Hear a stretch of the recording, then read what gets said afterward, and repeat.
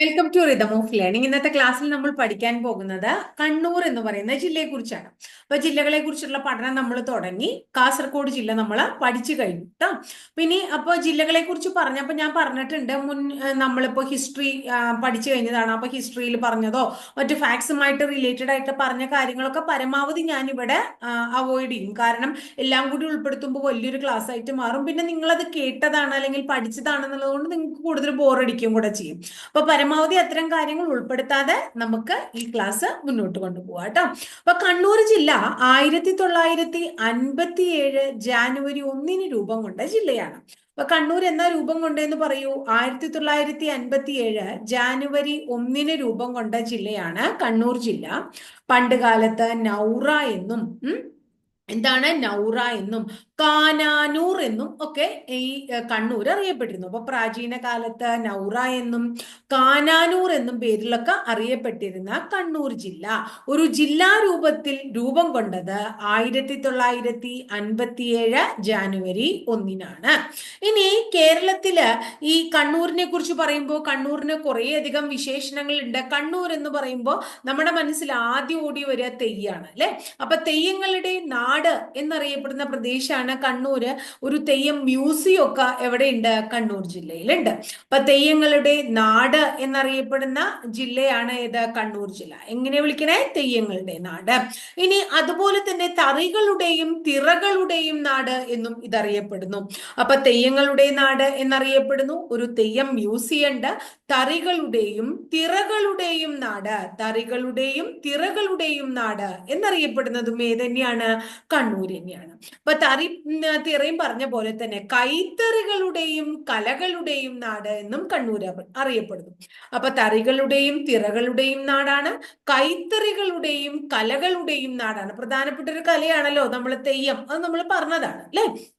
ഇനി കൈത്തറി വ്യവസായങ്ങളുടെ നാടോ എന്നും ഏത് ജില്ലയെ വിളിക്കുന്നുണ്ട്? കണ്ണൂർ ജില്ലയെ വിളിക്കുന്നുണ്ട്. അപ്പൊ കൈത്തറി വ്യവസായങ്ങളുടെ നാട് എന്നറിയപ്പെടുന്നതും ഏത് തന്നെയാണ്? കണ്ണൂർ തന്നെയാണ് കേട്ടോ.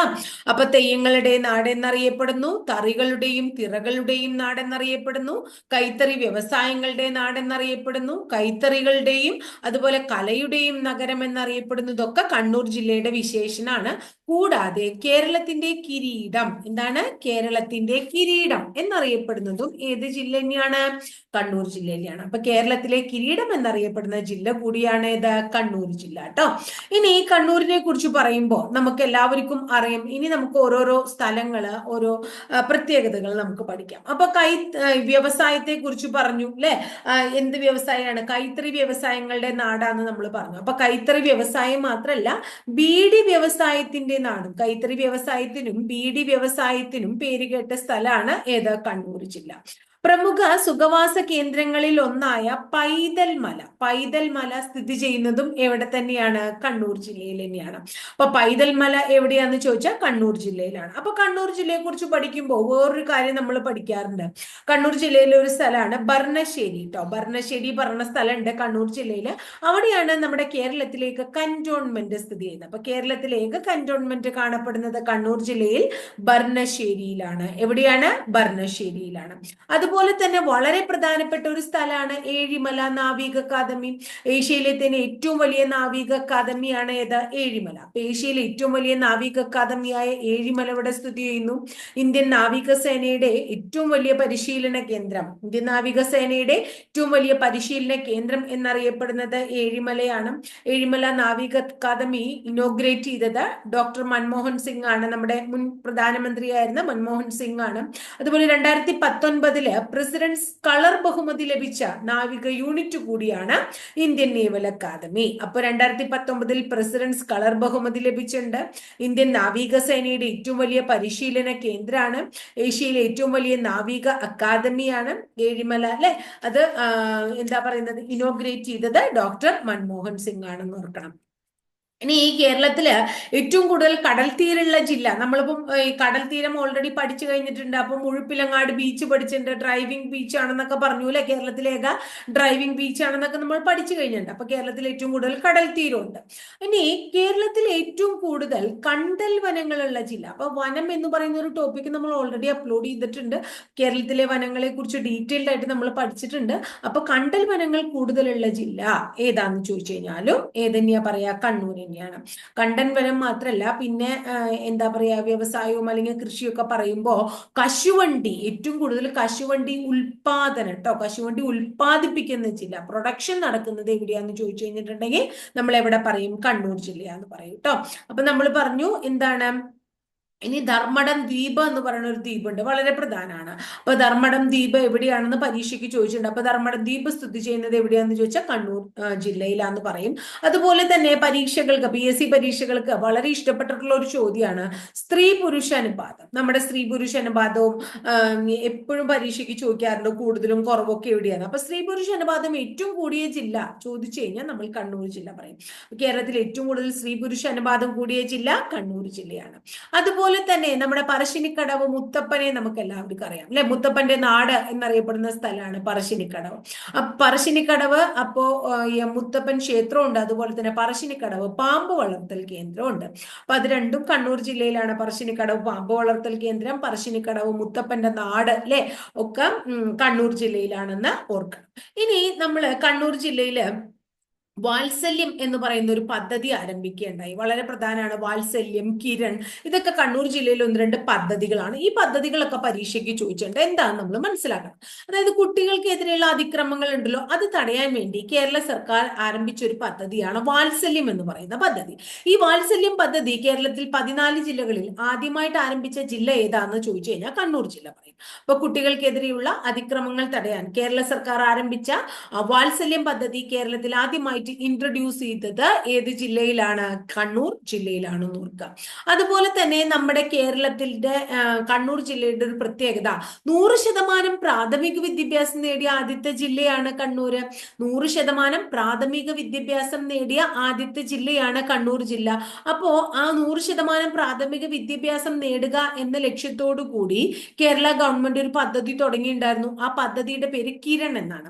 അപ്പൊ 100% പ്രാഥമിക വിദ്യാഭ്യാസം നേടുക എന്ന ലക്ഷ്യത്തോടു കൂടി കേരള സർക്കാർ ആരംഭിച്ച പദ്ധതിയാണ് കിരൺ. കിരൺ പദ്ധതി പ്രകാരം കേരളത്തിൽ 100% പ്രാഥമിക വിദ്യാഭ്യാസം നേടിയ ആദ്യ ജില്ലയായി മാറിയത് ഏത് ജില്ലയാണ്, കണ്ണൂർ ജില്ലയാണ്. 100% പ്രാഥമിക വിദ്യാഭ്യാസം നേടിയ ആദ്യ മുനിസിപ്പാലിറ്റിയെ ചോദിക്കണ വെച്ചാൽ പയ്യന്നൂരാണ്, അതും കണ്ണൂരാണ്. അപ്പൊ 100% പ്രാഥമിക വിദ്യാഭ്യാസം നേടിയ ആദ്യ മുനിസിപ്പാലിറ്റി ഏതാണ്, പയ്യന്നൂരാണ് കേട്ടോ. ഇനി അടുത്തത് കണ്ണൂർ ജില്ലയിലെ വളരെ പ്രധാനപ്പെട്ട ഒരു സ്ഥലത്തിന്റെ പേരാണ് കല്യാശ്ശേരി. അതായത് നമ്മൾ അയൽക്കൂട്ടം അല്ലെ, കുടുംബശ്രീ അയൽക്കൂട്ടം പരിപാടി നമുക്കറിയാം.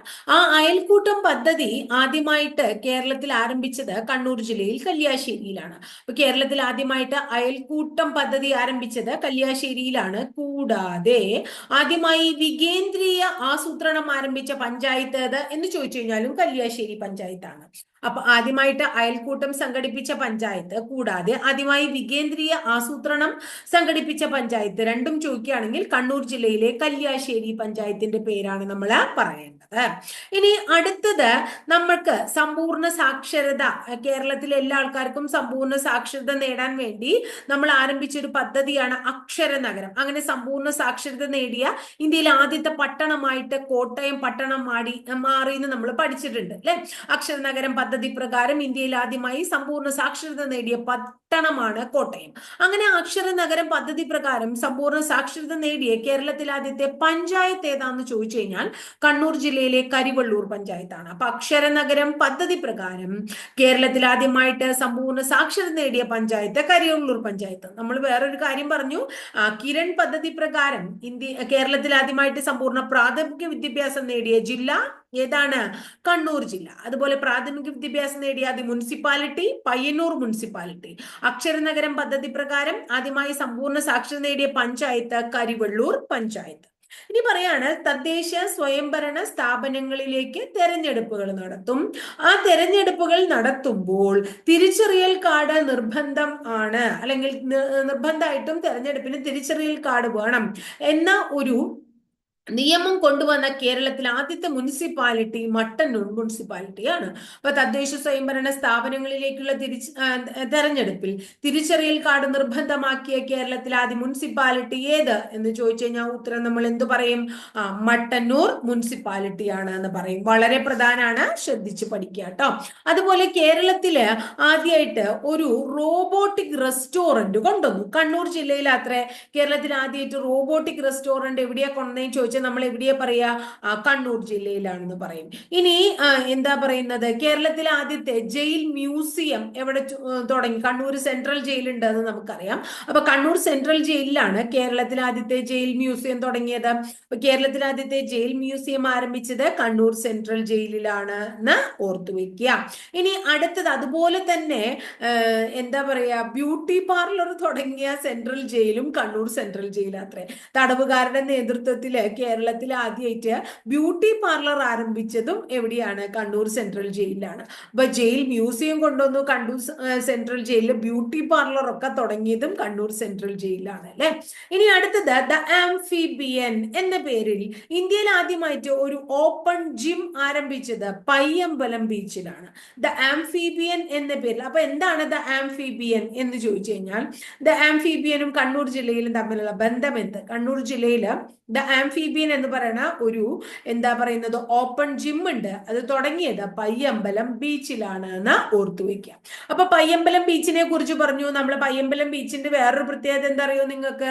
സ്വദേശാഭിമാനി രാമകൃഷ്ണപിള്ള, A.K. ഗോപാലൻ, E.K. നായനാർ, സുകുമാർ അഴീക്കോട് തുടങ്ങിയവരുടെ അന്ത്യവിശ്രമ സ്ഥലം കാണപ്പെടുന്നത് Payyambalam ബീച്ചിലാണ്. Swadeshabhimani Ramakrishna Pillai, A.K. Gopalan, AKG, E.K. Nayanar, Sukumar Azhikode തുടങ്ങിയവരുടെ അന്ത്യവിശ്രമം സ്ഥലം എവിടെയാണ് എന്ന് ചോദിച്ചു കഴിഞ്ഞാലും പയ്യമ്പലം ബീച്ചിലാണ്. പിന്നെ നമുക്കറിയാം കാനായി കുഞ്ഞിരാമൻ എന്ന് പറയുന്ന വളരെ പ്രശസ്തനായിട്ടുള്ള ഒരു ശില്പിയെ നമുക്കറിയാം. അദ്ദേഹത്തിന്റെ ഒരു ശില്പമുണ്ട് അമ്മയും കുഞ്ഞും. അപ്പൊ അമ്മയും കുഞ്ഞും ശില്പം ആരുടെയാ? കാനായി കുഞ്ഞിരാമൻ നിർമ്മിച്ച ശില്പാണ്. ആ ശില്പം എവിടെയാ കാണുന്നത് ചോദിച്ചാൽ പയ്യമ്പലം ബീച്ചിലാണ്. അപ്പൊ കാനായി കുഞ്ഞിരാമന്റെ അമ്മയും കുഞ്ഞും ശില്പം കാണപ്പെടുന്നു പയ്യമ്പലം ബീച്ചില്. സ്വദേശാഭിമാനി രാമകൃഷ്ണപിള്ള, A.K. ഗോപാലൻ, E.K. നായനാർ, സുകുമാർ അഴീക്കോട് തുടങ്ങിയവരുടെ അന്ത്യവിശ്രമ സ്ഥലമാണ് ഏത്? പയ്യമ്പലം ബീച്ച്. ദ ആംഫിബിയൻ എന്ന ഇന്ത്യയിലെ ആദ്യത്തെ ഓപ്പൺ ജിം കാണപ്പെടുന്നതും എവിടെ തന്നെയാണ്? പയ്യമ്പലം ബീച്ചിലാണ് എന്ന് ഓർത്തുവെക്കുക. ഇനി അതുപോലെ തന്നെ വളരെ പ്രശസ്തമായിട്ടുള്ള ഒരു സ്ഥലമാണ് മാഹി അല്ലെ. മാഹി, അതായത് മാഹി ഫ്രഞ്ചുകാര് മാഹി 1725 നമ്മുടെ ഇവിടെ വന്ന് ഫ്രഞ്ചുകാര് മാഹി നമ്മുടെ കയ്യിൽ നിന്നും പിടിച്ചടക്കി. ഈ മാഹിയെ ഫ്രഞ്ചുകാരിൽ നിന്നും നമ്മൾ 1954 നവംബർ 1 മോചിപ്പിച്ചു. അപ്പൊ ഫ്രഞ്ചുകാരിൽ നിന്നും മാഹി മോചിതമായ വർഷം ഏതാണ്? 1957 ആണ്. അങ്ങനെ വിദേശ ആധിപത്യത്തിൽ നിന്നും അവസാനമായിട്ട് മോചനം ലഭിക്കുന്ന കേരളത്തിലെ പ്രദേശമായിട്ട് ഇത് മാറുകയാണ്, മാഹി മാറാണ്. ഏറ്റവും അവസാനം മാഹിയാണ് കേരളത്തിലെ വിദേശികളുടെ ആധിപത്യത്തിൽ നിന്നും മോചിതമാകുന്ന പ്രദേശം. കണ്ണൂർ ജില്ലയുമായിട്ടും കോഴിക്കോട് ജില്ലയുമായിട്ടൊക്കെ അതിർത്തി പങ്കിടുന്ന പ്രദേശമായ മാഹി പുതുച്ചേരിയുടെ ഭാഗമായ ഒരു കേന്ദ്രഭരണ പ്രദേശമാണ്. അപ്പൊ എന്താ പറഞ്ഞേ? കണ്ണൂർ ജില്ലയുടെയും കോഴിക്കോട് ജില്ലയുടെയും അതിർത്തി പങ്കിടുന്ന മാഹി പുതുച്ചേരിയുടെ ഭാഗമായ ഒരു കേന്ദ്ര ഭരണ പ്രദേശമാണ് എന്ന് ഓർത്തുവെക്കണം. ഇനി അടുത്തത് ഇന്ത്യയുടെ ഇംഗ്ലീഷ് ചാനൽ എന്നറിയപ്പെടുന്നത് മയ്യഴി പുഴയാണ്. ഇന്ത്യയുടെ ഇംഗ്ലീഷ് ചാനൽ നമുക്കറിയാം. നമ്മൾ പുഴകള് നദികളൊക്കെ പഠിച്ചിട്ടുണ്ട്. ഇനി മലയാള കലാഗ്രാമം എവിടെ സ്ഥിതി ചെയ്യുന്നു എന്ന് ചോദിച്ചു കഴിഞ്ഞാലും മാഹിയിലാന്ന് പറയണം. മലയാള കലാഗ്രാമം സ്ഥിതി ചെയ്യുന്ന സ്ഥലമാണ് മാഹി അല്ലെ. ഇനി അടുത്തത് ഇന്ത്യയില് മലയാള കലാഗ്രാമം മാഹിയിലാണെങ്കിൽ ഇന്ത്യയിൽ ആദ്യമായി സർക്കാർ ഉടമസ്ഥതയിലുള്ള കലാഗ്രാമം സ്ഥാപിക്കാൻ നമ്മൾ ഉദ്ദേശിക്കുന്നത് കണ്ണൂർ ജില്ലയിൽ ശ്രീകണ്ഠപുരം എന്ന് പറയുന്ന സ്ഥലത്താണ്. ഇന്ത്യയിൽ ആദ്യമായിട്ട് സർക്കാർ ഉടമസ്ഥതയിൽ ഒരു കലാഗ്രാമം സ്ഥാപിക്കാൻ നമ്മൾ ഉദ്ദേശിക്കുന്നുണ്ട്. അതെവിടെയാണ്? കണ്ണൂർ ജില്ലയിൽ ശ്രീകണ്ഠപുരം എന്ന് പറയുന്ന സ്ഥലത്താണ്. ഇനി അതുപോലെ തന്നെ നമ്മൾ പഠിച്ചിട്ടുണ്ട് കൊട്ടിയൂർ വന്യജീവി സങ്കേതം, വൈൽഡ് ലൈഫ് സാങ്ച്വറീസ് പഠിച്ചപ്പോൾ. അത് എവിടെയാ അതിന്റെ ആസ്ഥാനം ചോദിച്ചു കഴിഞ്ഞാൽ മാടായിപ്പാറയാണ് കേട്ടോ. എവിടെയാണ്? മാടായിപ്പാറയാണ്. അതുപോലെ തന്നെ മാടായിപ്പാറ എവിടെയാ സ്ഥിതി ചെയ്യണമെന്ന് ചോദിച്ചാൽ പഴയങ്ങാടി മാടായിപ്പാറ സ്ഥിതി ചെയ്യുന്ന പഴയങ്ങാടിയിലാണ്. അപ്പൊ അവിടെ തന്നെ എന്താണ് കൊട്ടിയൂർ വന്യജീവി സങ്കേതവും ഉണ്ട് എന്ന് ഓർത്തു വെക്കണം. ഇനി അടുത്തത് കേരളത്തിലൊരു കോസ്റ്റ് ഗാർഡ് അക്കാദമി ഉണ്ട്. അത് അഴീക്കലിലാണ്. അപ്പൊ കേരളത്തിലെ പ്രശസ്തമായിട്ടുള്ള കോസ്റ്റ് ഗാർഡ് അക്കാദമി എവിടെ എവിടെയാണ്? അഴീക്കൽ എന്ന് പറയുന്ന സ്ഥലത്താണ്. എവിടെയാണ്? അഴീക്കലാണ് കേട്ടോ. ഇനി അപ്പൊ നമ്മള് E.K. നായനാരുടെ അന്ത്യവിശ്രമ സ്ഥലം പയ്യമ്പലം ബീച്ച് ആണെങ്കിൽ E.K. നായനാരുടെ ഒരു അക്കാദമി വരുന്നുണ്ട് കണ്ണൂർ ജില്ലയിൽ. E.K. നായനാർ അക്കാദമി നിലവിൽ വന്ന ജില്ല ഏതാണെന്ന് ചോദിച്ചാൽ കണ്ണൂർ ജില്ലയിലാണെന്ന് നമ്മൾ. ഇനി പലർക്കും മോതിരങ്ങൾ ഇടാൻ ഇഷ്ടമാണ്. പവിത്ര മോതിരങ്ങൾ പലരും പ്രിഫർ ചെയ്യണ ഒരു മോതിരാണ്. അങ്ങനെ പവിത്ര മോതിരത്തിന് പ്രശസ്തമായിട്ടുള്ള ഒരു സ്ഥലമാണ് പയ്യന്നൂര്. അപ്പൊ ഭൗമസൂചികയിൽ ഇടം നേടിയ കണ്ണൂരിലെ ഉൽപ്പന്നം കൂടിയാണ് പവിത്ര മോതിരം കേട്ടോ. അപ്പൊ ഭൗമസൂചിക പട്ടികയിൽ ഇടം നേടിയ കണ്ണൂർ ജില്ലയിലെ ഒരു പ്രോഡക്റ്റിന്റെ പേരാണ് പയ്യന്നൂർ പവിത്ര മോതിരം. പവിത്ര മോതിരത്തിന് പ്രസിദ്ധമായിട്ടുള്ള സ്ഥലമാണ് പയ്യന്നൂര്. പയ്യന്നൂരിനെ കുറിച്ച് ഞാൻ പറയില്ല, അതൊക്കെ ഹിസ്റ്ററി പഠിച്ചപ്പോൾ നമ്മൾ സെക്കൻഡ് ബർദോളി, ഉപ്പ് സത്യാഗ്രഹത്തിന്റെ വേദി, ഇതൊക്കെ നമ്മൾ പഠിച്ചിട്ടുള്ളതാണ്. അപ്പൊ അത് നിങ്ങൾക്ക് അറിയാവുന്ന കാര്യമാണ്. പറയാത്തൊരു കാര്യം എന്താണ്? പവിത്ര മോതിരത്തെ കുറിച്ചാണ്. അത് നിങ്ങൾക്ക് മനസ്സിലായി എന്ന് വിചാരിക്കുന്നു. അതുപോലെ തന്നെ നമ്മൾ മെഡിക്കൽ കോളേജുകളെ കുറിച്ച് പഠിച്ചിട്ടുണ്ടാവും നിങ്ങൾ. സഹകരണ മേഖലയിൽ ആദ്യമായിട്ട്, കോപ്പറേറ്റീവ് മേഖലയിൽ ആദ്യമായിട്ട് ഒരു മെഡിക്കൽ കോളേജ് എവിടെയാ വന്നേ?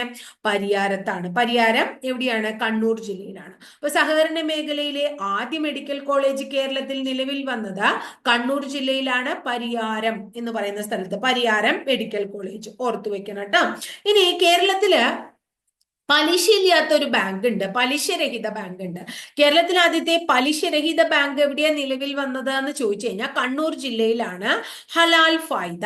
ഏതാണ്? ഹലാൽ ഫായ്ദ. അപ്പൊ കണ്ണൂർ ജില്ലയിലെ ഹലാൽ ഫായ്ദയാണ് കേരളത്തിലെ ആദ്യത്തെ പലിശ രഹിത ബാങ്ക് എന്ന് ഓർക്കണം. കേരളത്തിലെ ആദ്യത്തെ പലിശ രഹിത ബാങ്ക്.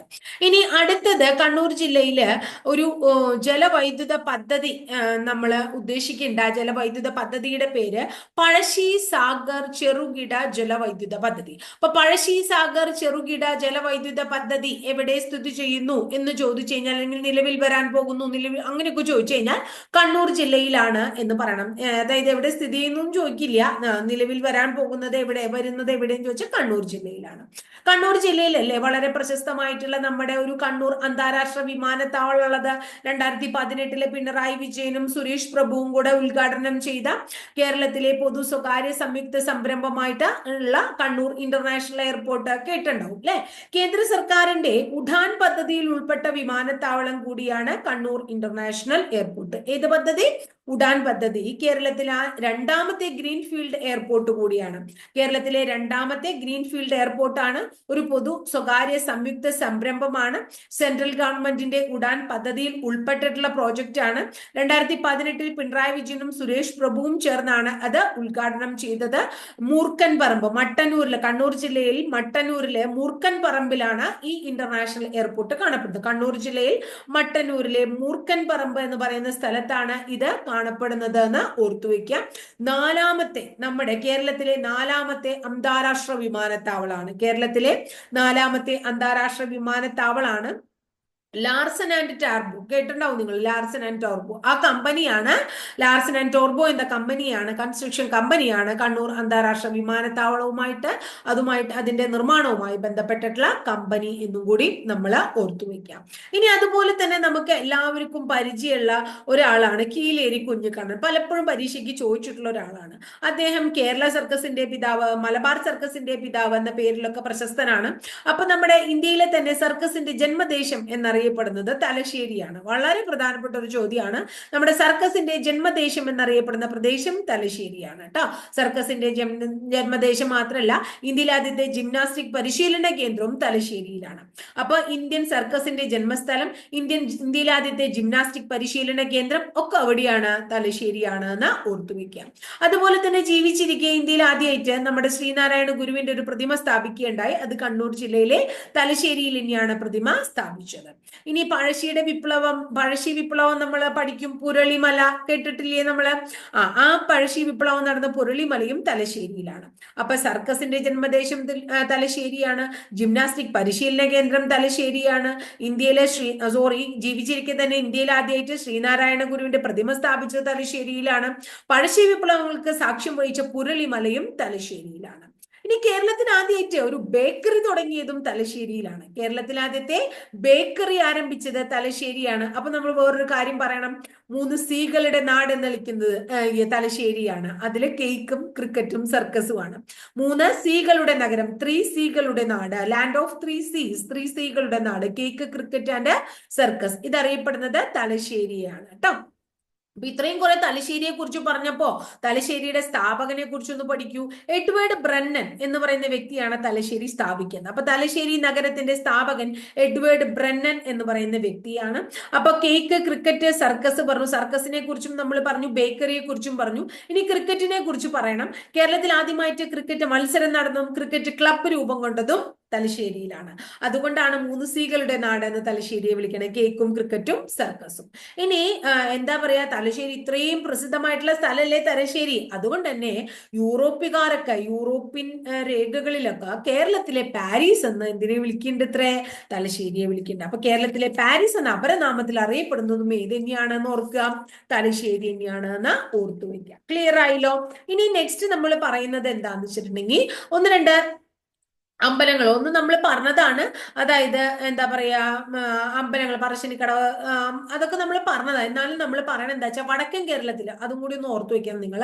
വടക്കൻ കേരളത്തില് നമ്മളിപ്പോ വടക്കൻ എന്താ പറയാ തെയ്യങ്ങളുടെ നാടാണ് അല്ലെ, വടക്കൻ കേരളത്തിലെ അനുഷ്ഠാന കല എന്ന് വിളിക്കുന്ന തെയ്യത്തെയാണ്. അപ്പൊ പറയുന്നത് വടക്കൻ കേരളത്തിൽ എല്ലാ ദിവസവും തെയ്യം കെട്ടിയാടുന്ന ഒരു ക്ഷേത്രം ഉണ്ടെന്ന്. അപ്പൊ എല്ലാ ദിവസവും തെയ്യം കെട്ടിയാടുന്ന പറഞ്ഞാൽ വളരെ ബുദ്ധിമുട്ടുള്ള ഒരു കാര്യമാണ് അത് അല്ലെ. തെയ്യമൊക്കെ നമ്മൾ പ്രധാനപ്പെട്ട ഉത്സവങ്ങൾക്ക്, പ്രധാനപ്പെട്ട പരിപാടികൾക്കൊക്കെ മാത്രമല്ലേ തെയ്യമൊക്കെ വരുള്ളൂ.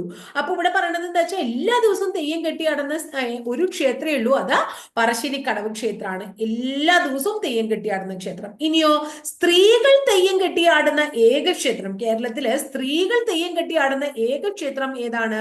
ദേവക്കൂത്താണ്. കേരളത്തില് കണ്ണൂർ ജില്ലയിൽ തന്നെ കേട്ടോ, പഴയങ്ങാടിക്കടുത്ത്. കേരളത്തിലെ സ്ത്രീകൾ തെയ്യം കെട്ടിയാടുന്ന ഏക തെയ്യം എന്ന് വിളിക്കുന്നത്, കേരളത്തിൽ സ്ത്രീകൾ തെയ്യം കെട്ടിയാടുന്ന ഏക തെയ്യം, സ്ത്രീകൾ കെട്ടിയാടുന്ന ഏക തെയ്യത്തിന്റെ പേര് ദേവക്കൂത്ത് എന്നാണ്. അത് കണ്ണൂർ ജില്ലയിലെ പഴയങ്ങാടിക്കടുത്ത് മാട്ടൂല്, എന്താ പറയാ, മാട്ടു അവിടെ എന്താ തെക്കുംപാട് കോലോത്താണ് ഈ തെയ്യം കെട്ടിയാടുന്നത്. അപ്പോ തെക്കുംപാട് കോലോത്താണ് ഈ സ്ത്രീകൾ തെയ്യം കെട്ടിയാടുന്നത്. അതിനെ വിളിക്കുന്നത് ദേവക്കൂത്ത് എന്നാണ്. അപ്പൊ കേരളത്തിൽ സ്ത്രീകൾ കെട്ടിയാടുന്ന ഏക തെയ്യം ദേവക്കൂത്താണ്. കണ്ണൂർ ജില്ലയിലെ പഴയങ്ങാടി അടുത്താണ്, തെക്കുംപാട് കോലോത്താണ് ഈ തെയ്യം കെട്ടിയാടുന്നത്. ദിവസവും തെയ്യം കെട്ടിയാടുന്ന ഏക ക്ഷേത്രം എന്നറിയപ്പെടുന്ന പറശ്ശിനിക്കടവാണെന്നും കൂടി ഓർത്തു വയ്ക്കുക. പറശ്ശിനിക്കടവ് ക്ഷേത്രം വളപട്ടണം നദിയുടെ തീരത്തായിട്ടാണ് സ്ഥിതി ചെയ്യുന്നത് എന്ന് ഓർത്തു വയ്ക്കുക. വടക്കൻ കേരളത്തിലെ വളരെ പ്രധാനപ്പെട്ട ഒരു തീർത്ഥാടന കേന്ദ്രമാണ് പറശ്ശിനിക്കടവ് മുത്തപ്പന്റെ ക്ഷേത്രം എന്നും കൂടി ഓർത്തു വയ്ക്കുക. അതുപോലെ തന്നെ നമ്മൾ വളരെ പ്രധാനപ്പെട്ട ഒരു എന്താ പറയുന്നത് ക്ഷേത്രമുണ്ട്, കൊട്ടിയൂർ ശിവക്ഷേത്രം, കൊട്ടിയൂർ മഹാദേവന്റെ ക്ഷേത്രം വിളിക്കുന്നത് ദക്ഷിണ വാരണാസി എന്നാണ്. അപ്പൊ ദക്ഷിണ വാരണാസി എന്നറിയപ്പെടുന്ന ഒരു ക്ഷേത്രമുണ്ട്, അത് കൊട്ടിയൂർ ക്ഷേത്രമാണ്, കൊട്ടിയൂർ ശിവക്ഷേത്രമാണ്. ഇനി ഞാൻ പഗോഡകളെ കുറിച്ച് നിങ്ങൾക്ക് പറഞ്ഞു തന്നിട്ടുണ്ട്. അപ്പൊ പഗോഡകളുടെ നാട് എന്നൊക്കെ പറഞ്ഞ് നമ്മൾ പഠിച്ചിട്ടുണ്ട്. അതില് ബ്രാസ് പഗോഡ എന്നറിയപ്പെടുന്നത് തിരുവങ്ങാട് ക്ഷേത്രമാണ്. തിരുവങ്ങാട് ക്ഷേത്രത്തിലെ പ്രതിഷ്ഠ ശ്രീരാമസ്വാമിയാണ്. അപ്പൊ ശ്രീരാമസ്വാമി പ്രതിഷ്ഠയുള്ള തിരുവങ്ങാട് ക്ഷേത്രത്തിനെ എന്ത് വിളിക്കുന്നു? ബ്രാസ് പഗോഡ എന്ന് വിളിക്കുന്നു.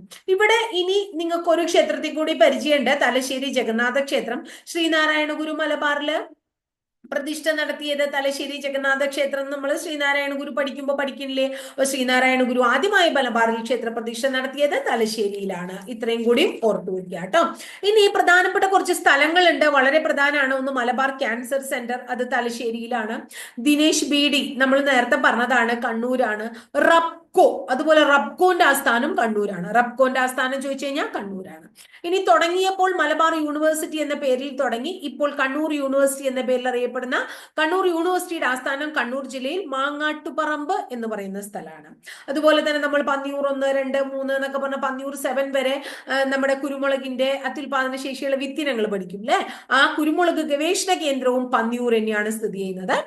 പ്ലസ് കേരള ഫോക്ലോർ അക്കാദമിയുടെ ആസ്ഥാനം വളരെ പ്രധാനമാണ്, ചിറക്കൽ. ഈ സ്ഥലം കണ്ണൂർ ജില്ലയല്ലാണ്ട് ചിറക്കൽ എന്ന് പറഞ്ഞാൽ പ്രത്യേക സ്ഥലം തന്നെ ചോദിച്ചിട്ടുണ്ട്. അപ്പോ ചിറക്കലാണ് കേരള ഫോക്ലോർ അക്കാദമിയുടെ ആസ്ഥാനം.